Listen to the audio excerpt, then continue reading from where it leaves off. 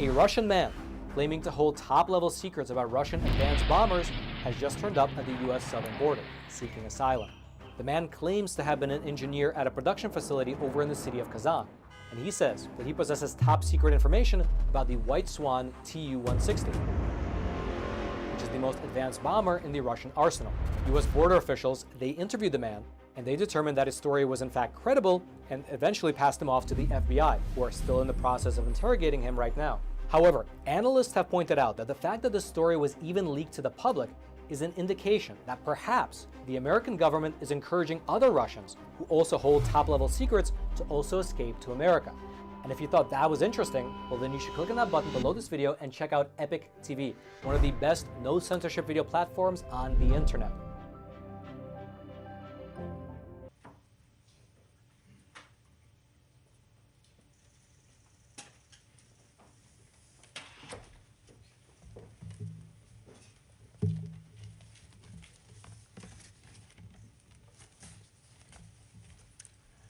Good afternoon.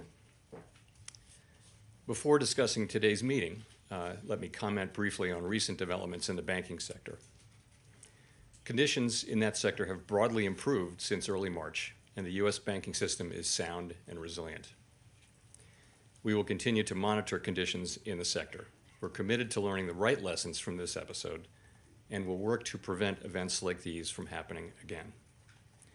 As a first step in that process, last week we released Vice Chair for Supervision Barr's review of the Federal Reserve's supervision and regulation of Silicon Valley Bank. The review's findings underscore the need to address our rules and supervisory practices to make for a stronger and more resilient banking system, and I'm confident that we will do so. From the perspective of monetary policy, our focus remains squarely on our dual mandate to promote maximum employment and stable prices for the American people. My colleagues and I understand the hardship that high inflation is causing, and we remain strongly committed to bringing inflation back down to our 2% goal. Price stability is the responsibility of the Federal Reserve. Without price stability, the economy does not work for anyone. In particular, without price stability, we will not achieve a sustained period of strong labor market conditions that benefit all. Today, the FOMC raised its policy interest rate by a 1/4 percentage point. Since early last year, we've raised interest rates by a total of 5 percentage points in order to attain a stance of monetary policy that is sufficiently restrictive to return inflation to 2% over time. We are also continuing to reduce our securities holdings. Looking ahead, we'll take a data-dependent approach in determining the extent to which additional policy firming may be appropriate. I will have more to say about today's monetary policy actions after briefly reviewing economic developments. The U.S. economy slowed significantly last year, with real GDP rising at a below-trend pace of 0.9%. The pace of economic growth in the first quarter of this year continued to be modest at 1.1%, despite a pickup in consumer spending. Activity in the housing sector remains weak, largely reflecting higher mortgage rates. Higher interest rates and slower output growth also appear to be weighing on business fixed investment. The labor market remains very tight. Over the first 3 months of the year, job gains averaged 345,000 jobs per month. The unemployment rate remained very low in March at 3.5%. Even so, there are some signs that supply and demand in the labor market are coming back into better balance. The labor force participation rate has moved up in recent months, particularly for individuals aged 25 to 54 years. Nominal wage growth has shown some signs of easing, and job vacancies have declined so far this year. But overall, labor demand still substantially exceeds the supply of available workers. Inflation remains well above our longer-run goal of 2%. Over the 12 months ending in March, total PCE prices rose 4.2%. Excluding the volatile food and energy categories, core PCE prices rose 4.6%. Inflation has moderated somewhat since the middle of last year. Nonetheless, inflation pressures continue to run high, and the process of getting inflation back down to 2% has a long way to go. Despite elevated inflation, longer-term inflation expectations appear to remain well anchored, as reflected in a broad range of surveys of households, businesses, and forecasters, as well as measures from financial markets. The Fed's monetary policy actions are guided by our mandate to promote maximum employment and stable prices for the American people.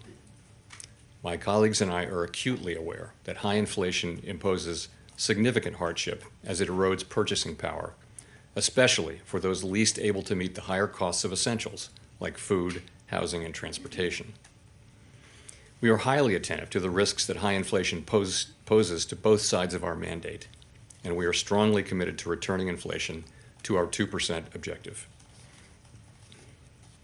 At today's meeting, the committee raised the target range for the federal funds rate by a 1/4 percentage point, bringing the target range to 5 to 5.25%. And we're continuing the process of significantly reducing our securities holdings.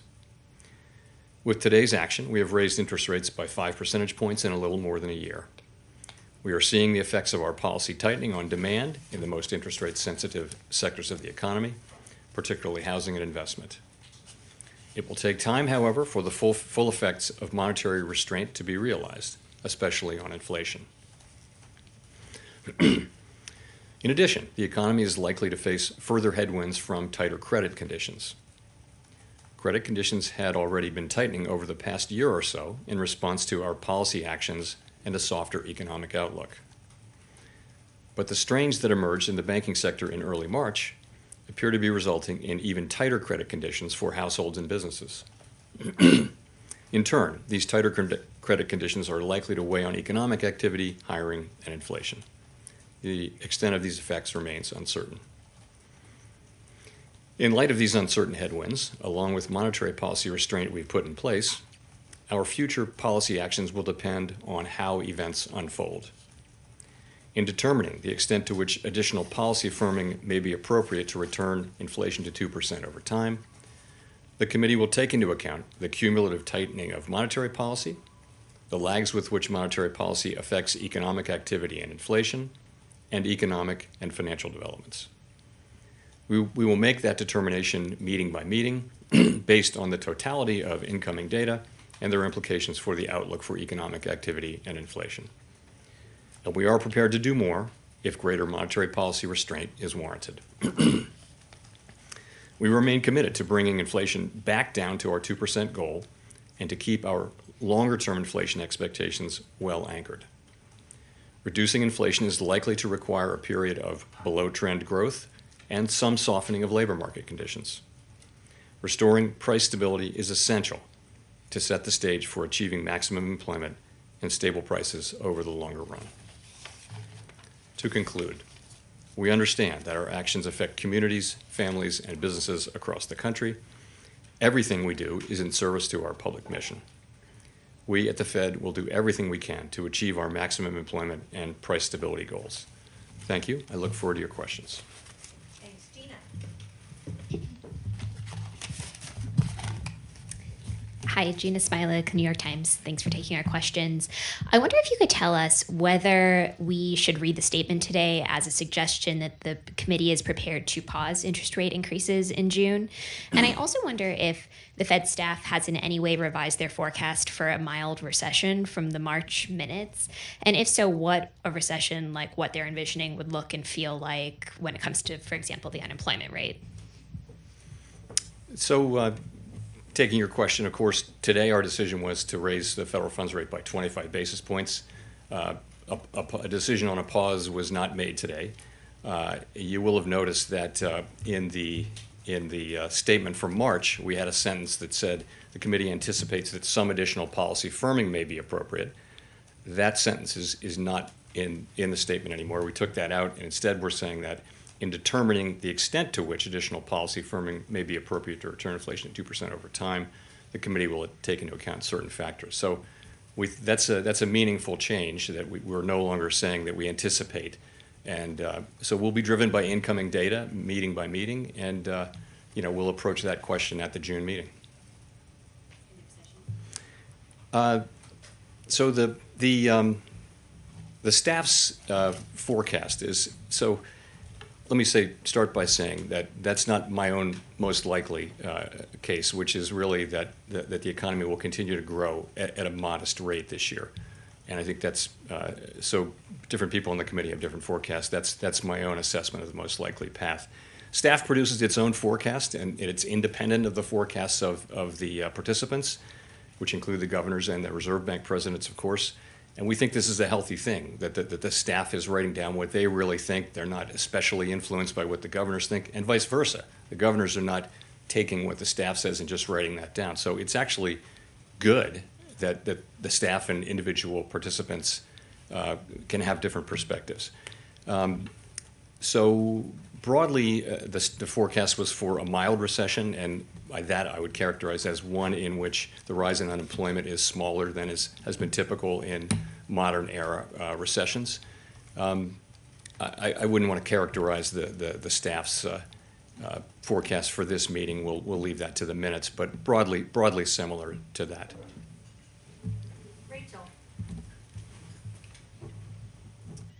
Thank you, Chair Powell. Rachel Siegel from the Washington Post. Thanks for taking our questions. I'm wondering if you can talk about the account of possible effects of a debt limit standoff. You've said repeatedly that the ceiling must be raised, but do you see any economics effects of even getting close to a default, and what type of situation would that look like? So I wouldn't want to speculate specifically, but I will say this.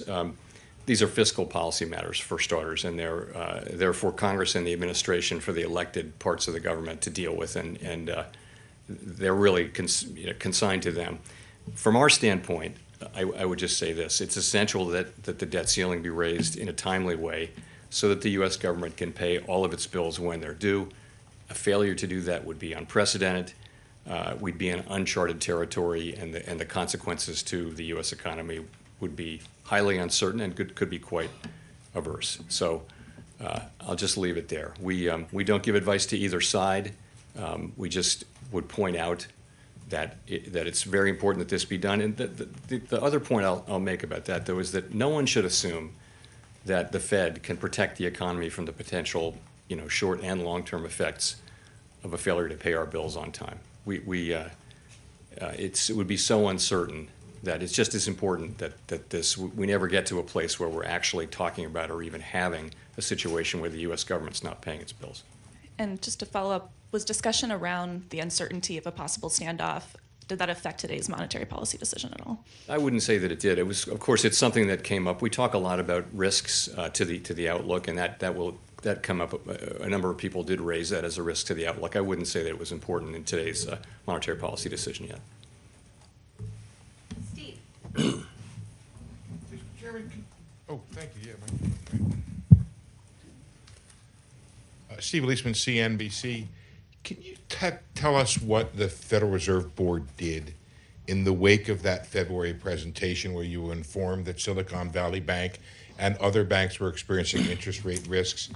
And can you tell me what supervisory actions you've done in the wake of the recent bank failures to make sure that banks are currently appropriately managing interest rate risk? And kind of part three, but it's all the same question here. Do you still think this separation principle, that monetary policy and supervision can be handled with different tools? Thank you. Sure. So the February 14th presentation, I didn't remember it very well, but now, of course, I've gone back and looked at it very carefully. I did remember it.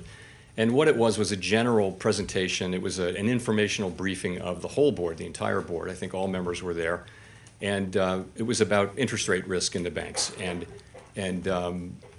lots of data. And there was one page on Silicon Valley Bank, which talked about the amount of losses mark-to-market losses they had in their portfolio. There was nothing in it about, that I recall anyway, about the risk of a bank run. So it was, I think the takeaway was they were going away to do an assessment, a horizontal assessment of banks.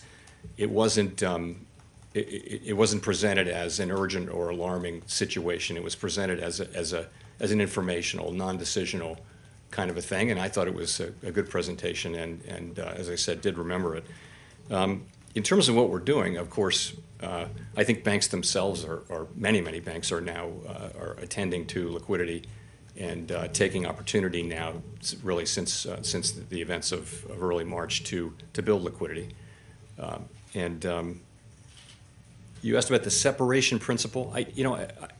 Like so many things, it's very useful,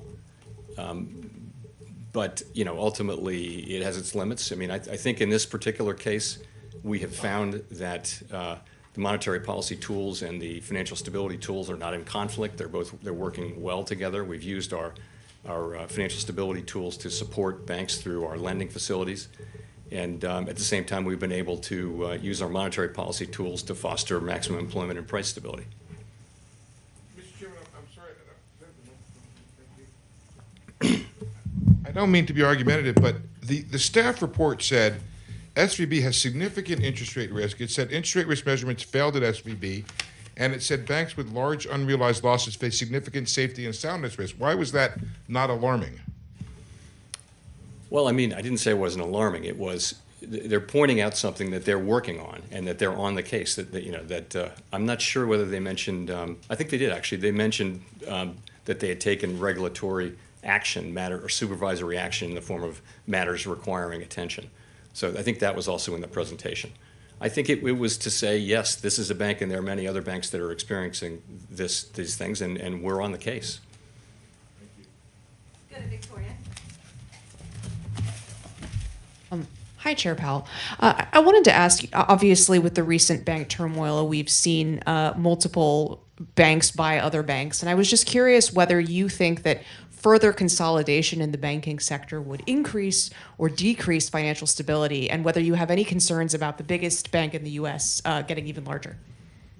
So, we certainly don't, and I don't have an agenda to further consolidate banks. Consolidation has been a factor in the U.S. banking industry really since interstate banking, and before that even. It goes back more than 30 years. When I was in the government a while back, I think there were 14,000 banks. Now there are 4,000 and change. So that's going on. I personally have long felt that having small, medium, and large-sized banks is a great part of our banking system. The community banks serve particular customers very well. Regional banks serve very important purposes, and the various kinds of GSIBs do as well. So I think it's healthy to have a range of different kinds of banks doing different things. I think that's a positive thing. Is it a financial? So I would just say, in terms of J.P. Morgan buying First Republic, the FDIC really runs the process of closing and selling a closed bank completely. That is their role, so I really don't have a comment on that process. As you know, there's an exception to the deposit cap for a failing bank. So it was legitimate, and I think the FDIC, I believe, is bound by law to take the bid that is the least cost bid. So I would assume that's what they did. So, but do you have any concerns about the fact that they're getting larger in general? So I think it's probably good policy that we don't want the largest banks doing big acquisitions. That is the policy, and but this is an exception for a failing bank, and I think it's actually a good outcome for the banking system. It also would have been a good outcome for the banking system had one of the regional banks bought this company, and that could have been the outcome. But ultimately, we have to follow the law in our agencies, and the law is it goes to the least cost bid. Let's go to Colby. Thank you. Colby Smith with the Financial Times. At the March meeting, you mentioned that a tightening of credit conditions from the recent bank stress could be equal to one or more rate increases. So given developments since then, how has your estimate changed? Yeah, I think I followed that up by saying it's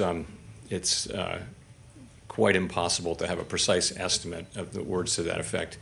But in principle, that's the idea. When we've been raising interest rates, and that raises the price of credit, and that, in a sense, restricts credit in the economy, working through the price mechanism.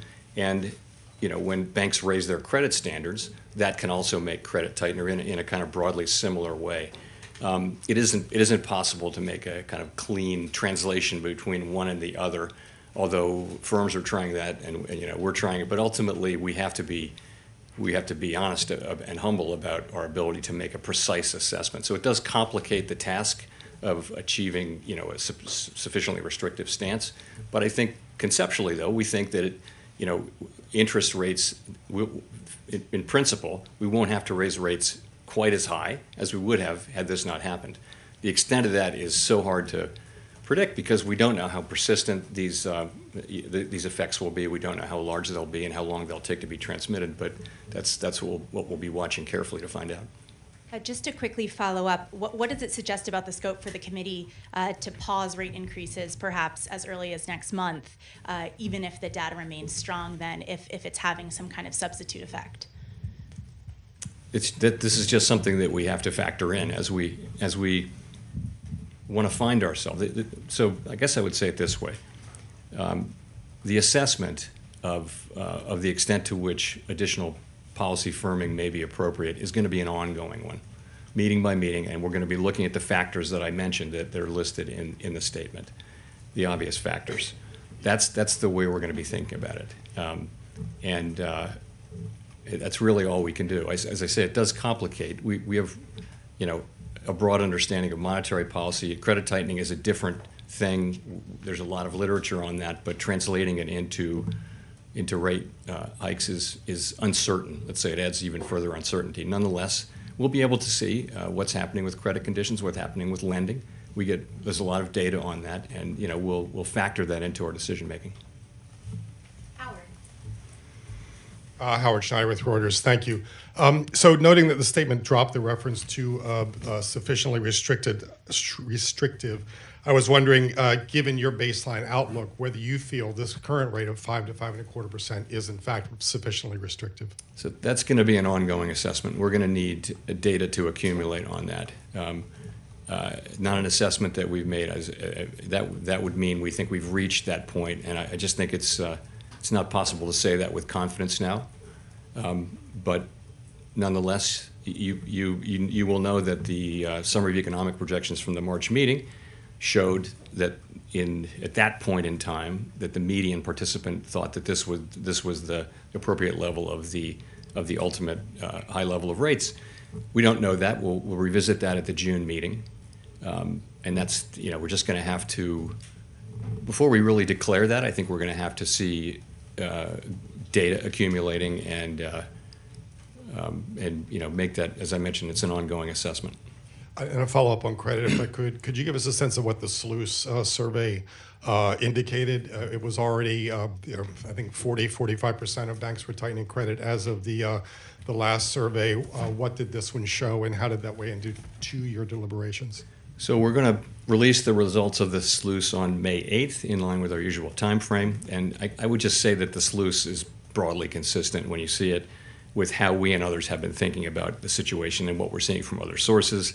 You will have seen the Beige Book and listened to the various earnings calls that indicate that mid-sized banks some of them have been tightening their lending standards. Banking data will show that lending has continued to grow, but the pace has been slowing really since the second half of last year.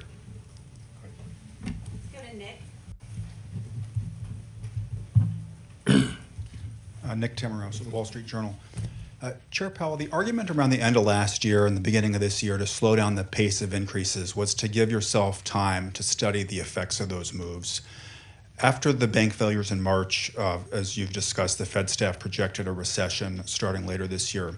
So my question is why it was necessary to raise interest rates today, or put differently, if the whole point of slowing down the pace was to see the effects of your moves, and now you've, for the last 2 meetings, been seeing the effects of those moves, why did the committee feel it was necessary to keep moving? Well, the reason is that we, again, with our monetary policy, we're trying to reach and then stay at for an extended period, a level of policy stance that's sufficiently restrictive to bring inflation down to 2% over time, and that's what we're trying to do with our tool. I think slowing down was the right move. I think it's enabled us to see more data, and it will continue to do so. So we really we have to balance. We always have to balance the risk of not doing enough and not getting inflation under control against the risk of maybe slowing down economic activity too much. And we thought that this rate hike, along with the meaningful change in in our policy statement was the right way to balance that. And just to follow up, what you said in response to Howard's question, you'll need data to accumulate to determine if this is a sufficiently restrictive stance. Does that data need to accumulate, or could it accumulate over a longer period than a 6-week intermeeting cycle? As I mentioned, I would just say that this assessment will be an ongoing one. You can't with economic data. You can't. You've seen take inflation from it. Look back. We've seen inflation come down, move back up 2 or 3 times since March of 2021. We've seen inflation have a few months of coming down and then come right back up. So I think you're going to want to see that that a few months of data will persuade you that you've got this right, kind of thing. And we have the luxury. We've raised 500 basis points. I think that policy is tight. I think real rates are probably that you can calculate them many different ways, but one way is to look at the nominal rate and then subtract a reasonable estimate of let's say 1-year inflation, which might be 3%. So you've got 2% real rates. That's meaningfully above what many people anyway, would assess as the neutral rate. So policy is tight, and you see that in interest-sensitive activities, and you also begin to see it more and more in other activities. And if you put the credit tightening on top of that and the QT that's ongoing, I think you feel like we may not be far off, or possibly even at that level.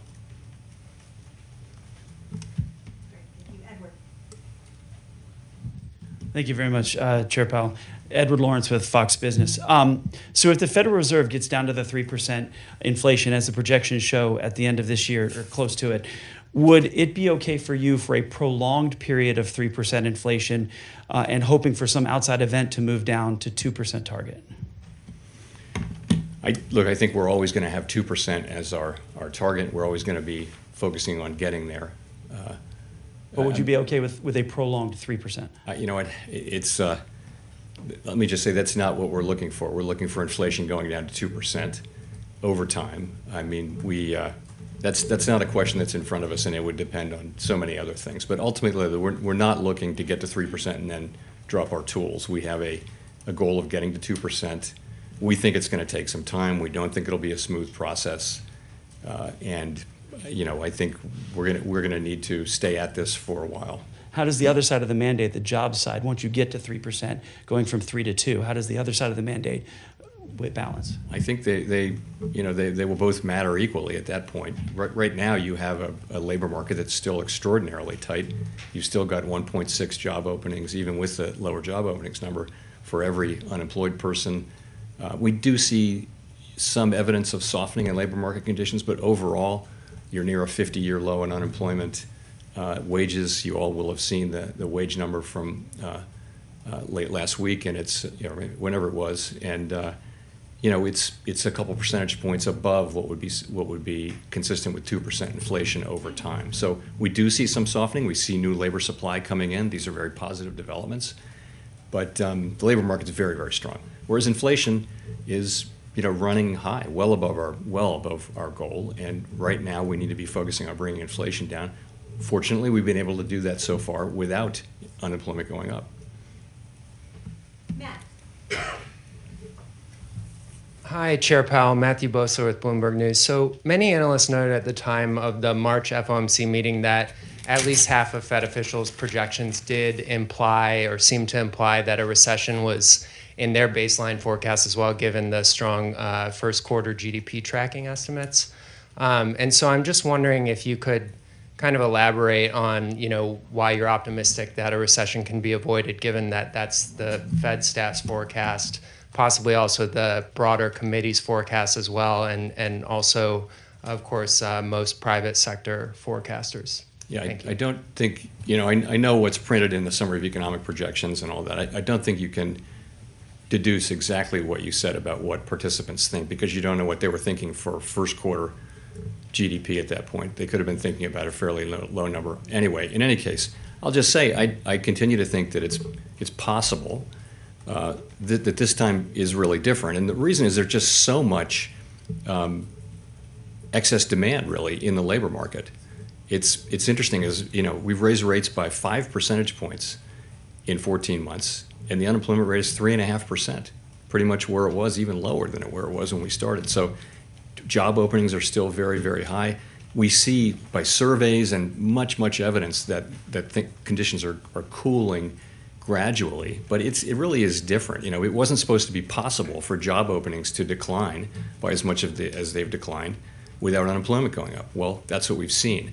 So there are no promises in this, but it just seems to me that it's possible that we can continue to have a cooling in the labor market without having the big increases in unemployment that have gone with many, prior episodes. Now that would be against history. I fully appreciate that. That would be against the pattern. But I do think that the situation in the labor market with so much excess demand, yet wages have been moving down. Wage increases have been moving down, and that's a good sign, down to more sustainable levels. So I think it's still possible. I think the case of avoiding a recession is, in my view, more likely than that of having a recession. But it's not that the case of having a recession is. I don't rule that out either. It's possible that we will have what I hope would be a mild recession. The committee also noted in March that wage growth was still well above levels that would be consistent with 2% inflation. Do you see that as well? And could you kind of explain, how you come to that judgment? Sure. So we look at a range of wage measures, and then that's a nominal. And then so you assume wages should be equal to productivity increases plus inflation. And so you can look at the Employment Compensation Index, average hourly earnings, the Atlanta Wage Tracker, compensation per hour, basically those four, and many others, and you can look at what they would have to run at over a long period of time for that to be consistent with 2% inflation. They can deviate. Corporate margins can go up and down, and there is a feature of long expansions where they do go down, where labor gets a bigger share toward later in a recession. Later in an expansion. So yeah, and we calculate those, and you have to take the precision with a degree of salt. But I would say that what they will show is that if wages are running at 5%, 3% is closer to where they need to be. Wage increases closer to 3%, roughly, is what it would take to be consistent with inflation over a longer period of time. By the way, I do not think that wages are the principal driver of inflation. You're asking me a very specific question. I think there are many things. I think wages and prices tend to move together, and it's very hard to say what's causing what. But I've never said that that wages are really the principal driver, because I don't think that's really right. Great. Christopher Gaber at Associated Press. Well, you mentioned profit margins.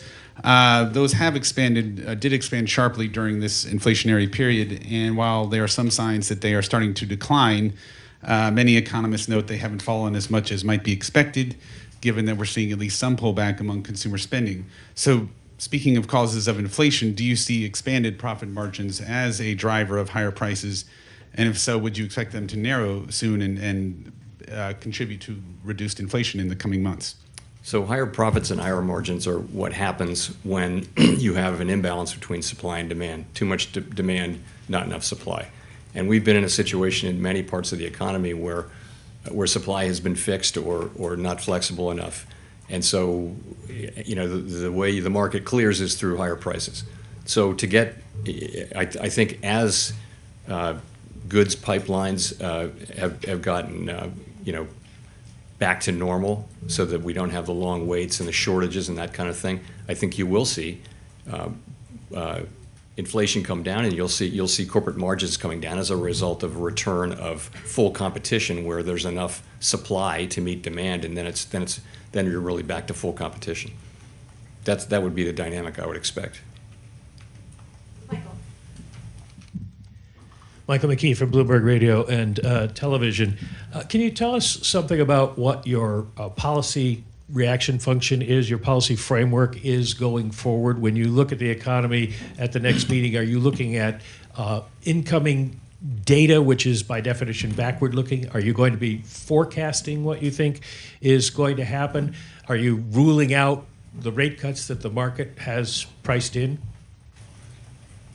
I didn't catch the last part. Ruling. Markets have priced in rate cuts by the end of the year. Do you rule that out? Okay, I got it. So what are we looking at? I mean, we look at a combination of data and forecasts. Of course, the whole idea is to create a good forecast based on what you see in the data. So we're always looking at both, and it will, of course, it'll be the obvious things. It'll be readings on inflation. It'll be readings on wages, on economic growth, on the labor market, and all of those many things. I think a particular focus for us going now over the past 6-7 weeks now, and going forward is going to be what's happening with credit tightening.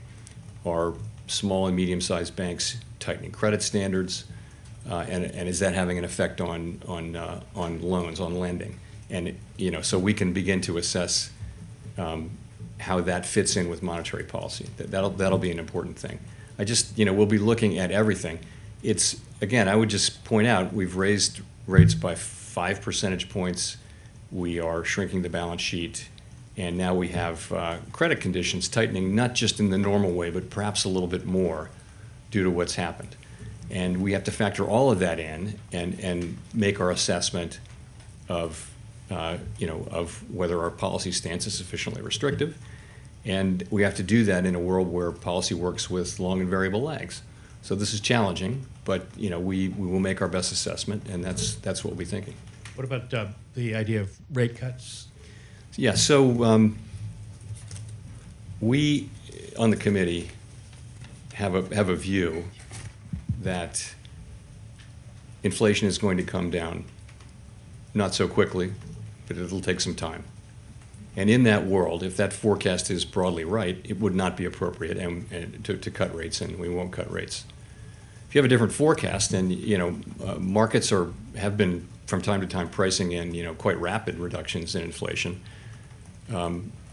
we'd factor that in, but that's not our forecast. And of course, the history of the last 2 years has been very much that inflation moves down. Particularly now, if you look at non-housing services, it really hasn't moved much, and it's quite stable. And so we think demand will have to weaken a little bit, and labor market conditions may have to soften a bit more to begin to see progress there. And again, in that world, it wouldn't be appropriate for us to cut rates.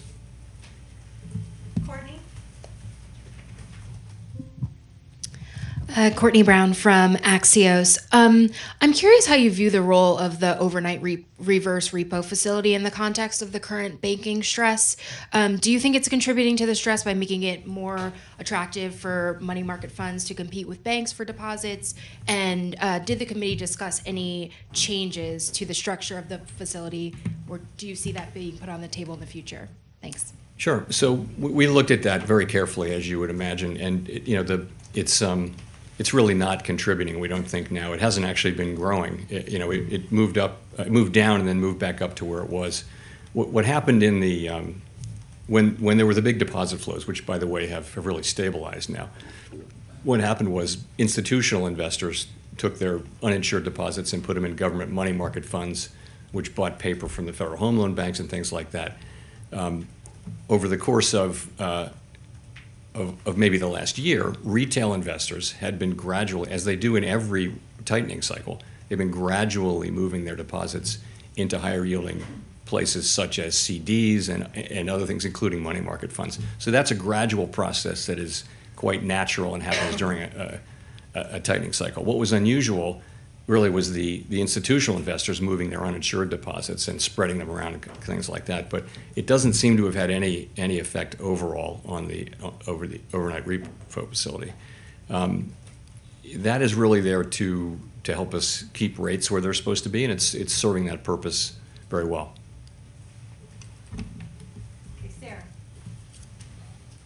Sarah Ewald-Weiss, CBS News. I want to go back to the debt ceiling for a moment. I know you talked about that in terms of fiscal policy, but can you just speak towards what the impact of a default would mean for Americans across the country, the markets, and borrowing? Yeah, I would just say it's I don't really think we should be, we shouldn't even be talking about a world in which the U.S. doesn't pay its bills. It just shouldn't be a thing. And again, I would just say we don't, no one should assume that the Fed can do, can really protect the economy and the financial system and our reputation globally from the damage that such an event might inflict. Scott.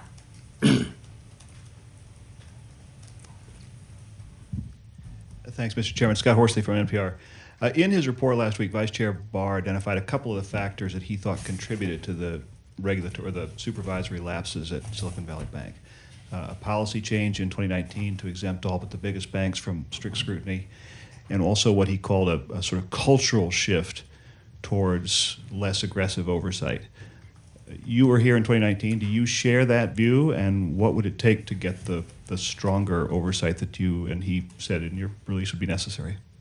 So I didn't take part in creating the report or doing the work, but I have read it, of course, and I find it persuasive. I mean, I would say it this way: a large bank, not a very large bank, a large bank failed quite suddenly and unexpectedly in a way that threatened to spread contagion into the financial system. I think the only thing that I'm really focused on is to understand what went wrong, what happened, and identify what we need to do to address that. Some of that may just have been technology evolving. You know, we have to keep up with all that, but some of it may be our policies and supervisory and regulatory, whatever. Well, what our job is now is identify those things and implement them, and that's kind of the only thing I care about is. And I feel like I am accountable for doing everything I can to make sure that that happens. Go to Evan.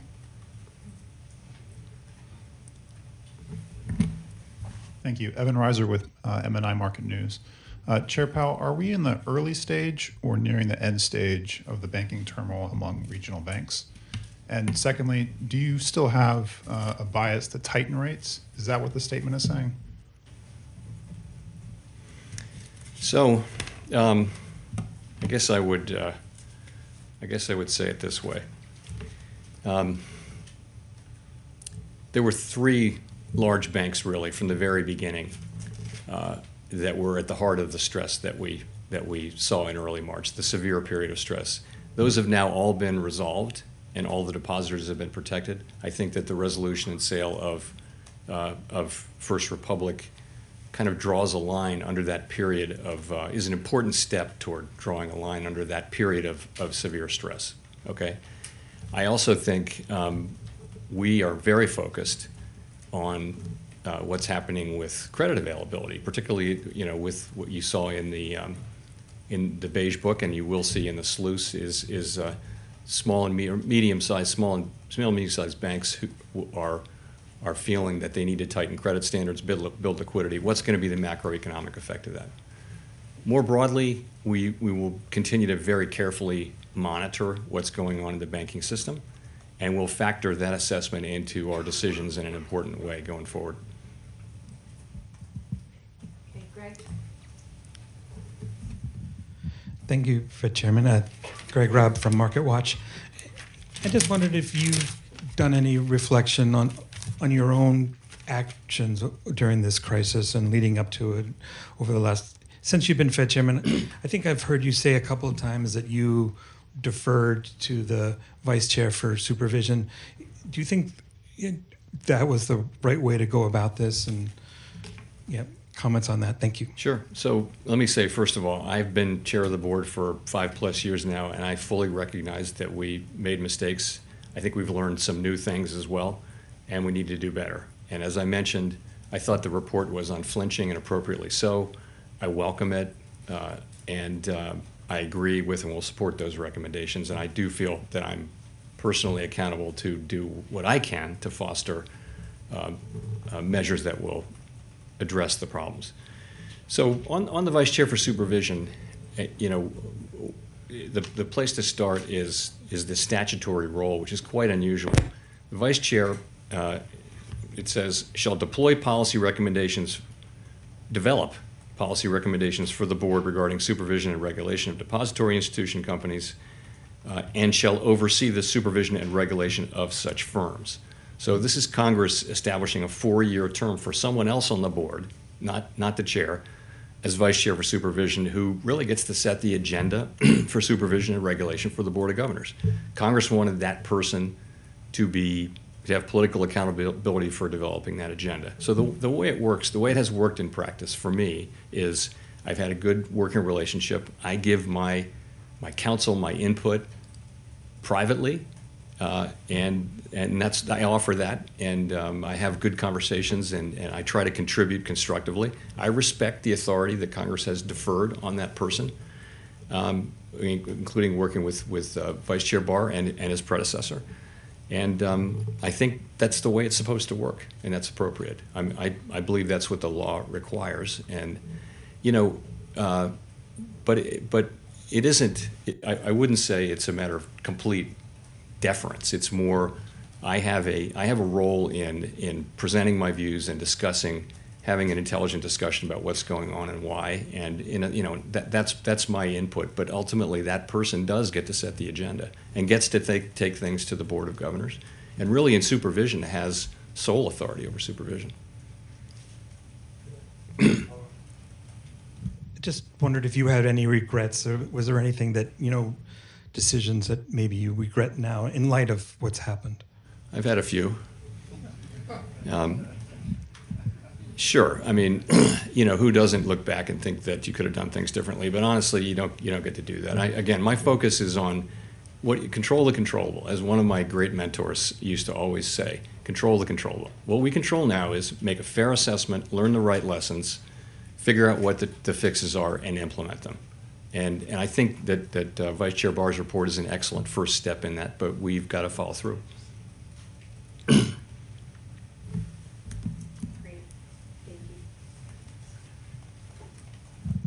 Hi there, Megan Casella with Barron's.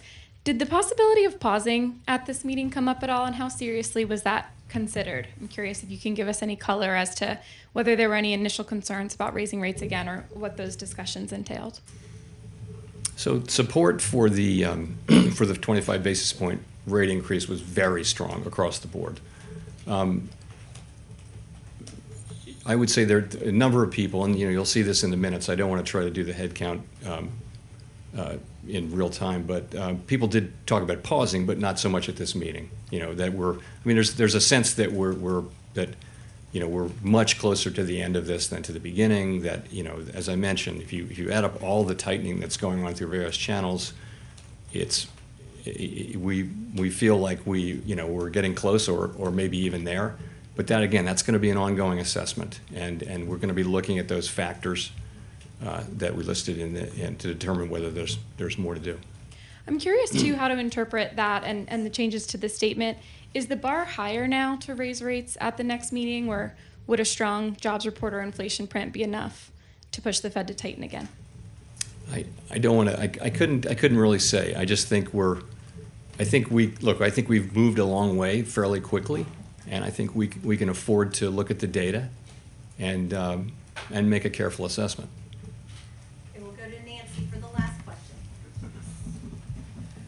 Hi, Chair Powell. Nancy Marshall-Genzer with Marketplace. You mentioned a few times about the lessons you learned from the banking crisis, that you would learn the right lessons. What are those lessons? Well, I just would start with something that's changed, really, which is the run on Silicon Valley Bank was out of keeping with the speed of runs through history. And that now needs to be reflected in some way in regulation and in supervision. We know now that we know it's possible. I think no one thought that was possible. No one had. I'm not aware of anybody thinking that this could happen quite so quickly. So I think that that will play through. It will be up to Vice Chair Barr to really take the lead in designing the ways to address that. But I think that's one thing. I guess I would just say that then that we're going to revisit. It's pretty clear we need, to me anyway, it's clear that we need to strengthen both supervision and regulations for banks of this size, and I'm thinking that we're on track to do that as well. Can you be any more specific on stress testing or looking at banks that have specific concentrations in certain parts of the economy? Yeah, that's what Vice Chair Barr's role really is, and he'll take the lead on that. Okay, thank you. Thank you.